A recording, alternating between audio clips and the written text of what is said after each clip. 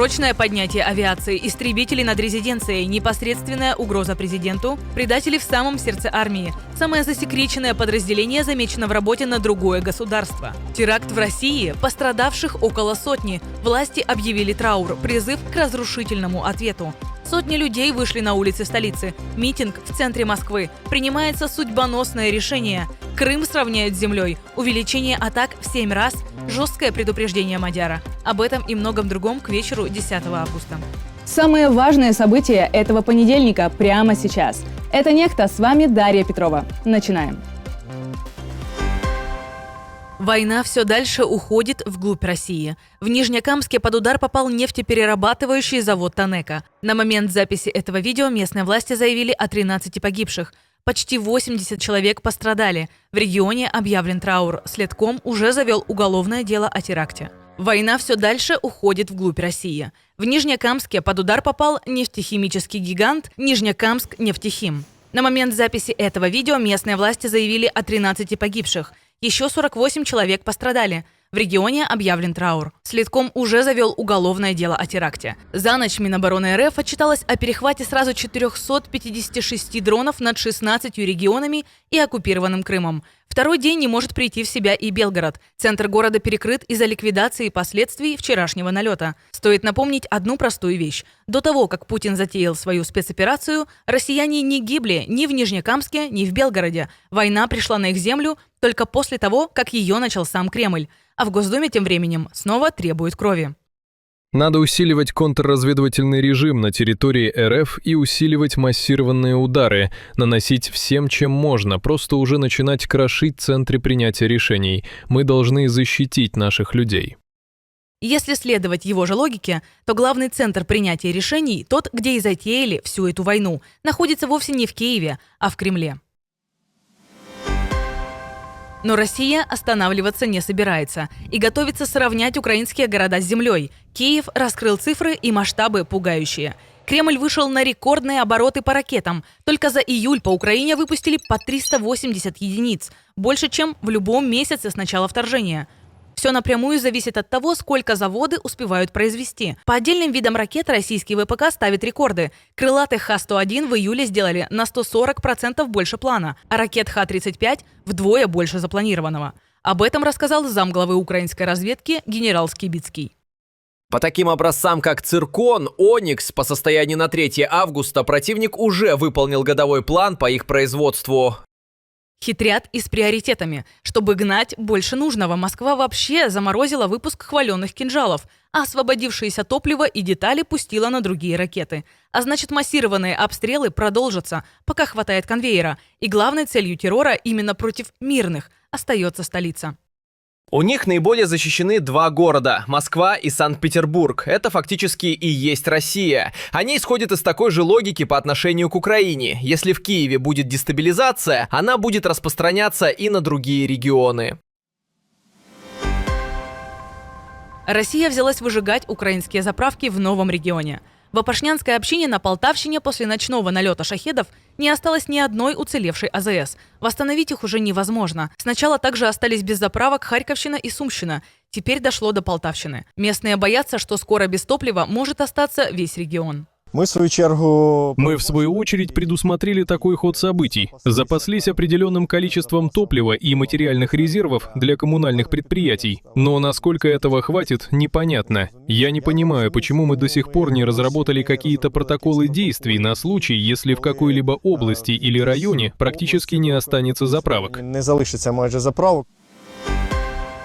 Сделать полуостров бесполезным для Путина. Командующий украинскими беспилотными силами Роберт Бровди дал редкое интервью Associated Press, где прямо сказал, что для Крыма все только начинается. Первая фаза операции работает пока лишь на 14% возможностей. Дай союзники денег вовремя, и ударов по Крыму стало бы в 7 больше. Без початку сухопутной операции. Уже сейчас виден результат. За лето выбили больше 300 объектов ПВО, разбили мосты, нефтебазы, энергетику. Запуски из Крыма по Украине теперь единичные. То есть как площадку для обстрелов его почти обнулили. Более того, по данным украинской разведки, недели через 2 после начала кампании российские военные и ФСБ получили приказ срочно вывозить с полуострова свои штабы, а заодно эвакуировать архивы и даже произведения искусства.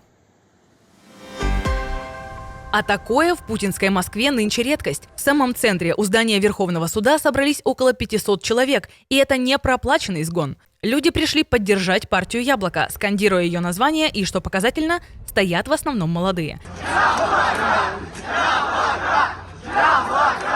Именно сегодня суд решает, вышвырнуть ли «Яблоко» с выборов в Госдуму. Накануне иск подала прокремлевская родина. Обвинение одно нелепей другого. Незаконная агитация в заблокированных соцсетях, пропаганда ЛГБТ, нарушение авторских прав и даже призывы к нарушению территориальной целостности России.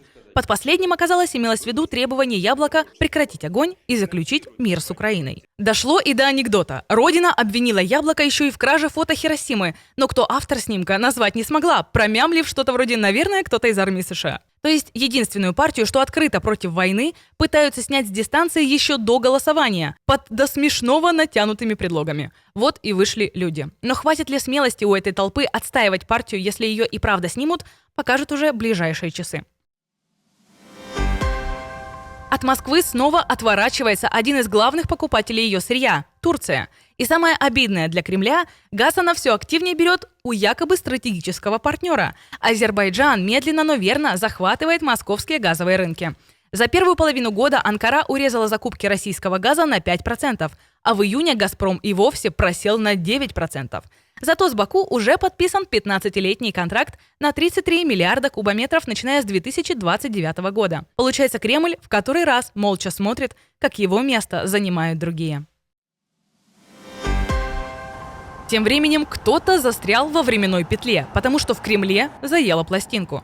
Замглавы МИД РФ Галузин торжественно заявил, что Россия сохраняет приверженность договоренностям Анкориджа и целям своей спецоперации. Вот только незадача. Сам Путин ранее уверял, что никаких договоренностей в Анкоридже и не было. Так это что, раскол? Или в Кремле уже сами запутались, где проходит линия партии и что там сейчас нужно говорить? В любом случае МИД в своем заявлении твердо и четко отказался от заморозки войны. Готова Москва остановиться только если устранят некие мифические первопричины конфликта. Видимо, существование Украины как независимой страны. Судя по всему, вместо того, чтобы объявить перемирие, которое уже долго лежит на столе, на фоне падающих рейтингов и буксующего фронта Путин выбрал другое – копить силы для нового удара. А значит, новая мобилизация, новое наступление и усиление ракетных атак. Впрочем, для украинцев ничего нового. Украинского ВПК побаиваются не только в Москве, но и в Америке. The Atlantic выяснил, почему Трамп так резко изменил свою позицию по Украине, а именно по лицензии на производство Patriot. Официально Трамп сослался на исключительность оружия, мол, надо быть осторожным, кому давать лицензию. Это цитата. Теперь же The Atlantic пишет, что дело не в Трампе, а в производителях Patriot. Raytheon и Lockheed Martin, которые не хотят пускать Украину к производству. На словах боятся утечки технологий, а на деле – конкуренции. Опасаются, что украинцы возьмут систему, доведут ее до ума и начнут клепать быстрее и дешевле, чем сами американцы. Получается, Украину оставляют без критически нужного ПВО, того, что спасает жизни, не потому, что нечем помочь, а потому, что своим же оружейникам невыгоден слишком шустрый конкурент.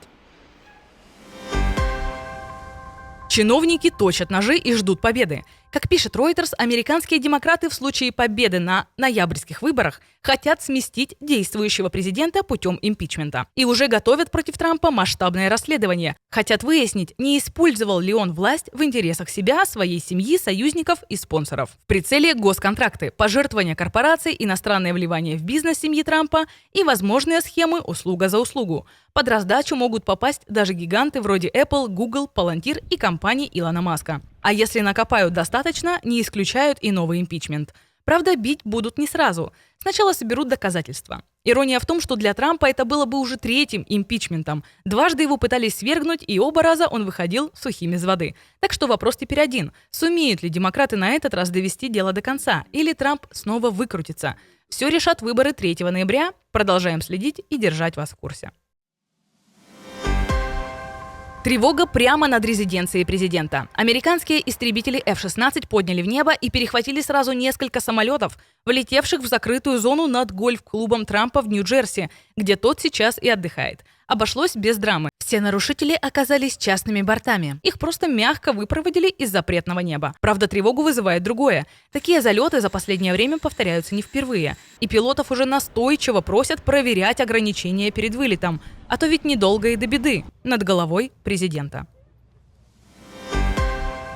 Предатели в самом сердце армии. Разведывательные дроны Королевского флота, которыми пользуются самые засекреченные подразделения страны, месяцами тайком сливали данные.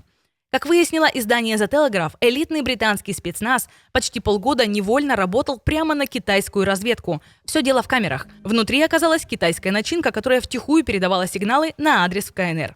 Камеры снимали лица бойцов, их тренировки, подготовку операций. И по данным издания, запись велась даже после того, как дрон выключали.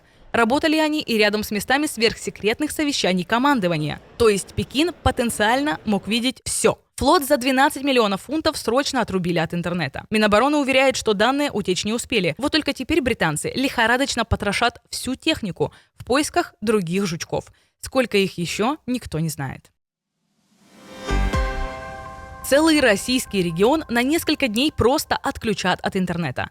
С ночи на 12 августа без сети, мобильной и домашней, останется вся Камчатка. И на этот раз не потому, что туда внезапно решил приехать Путин.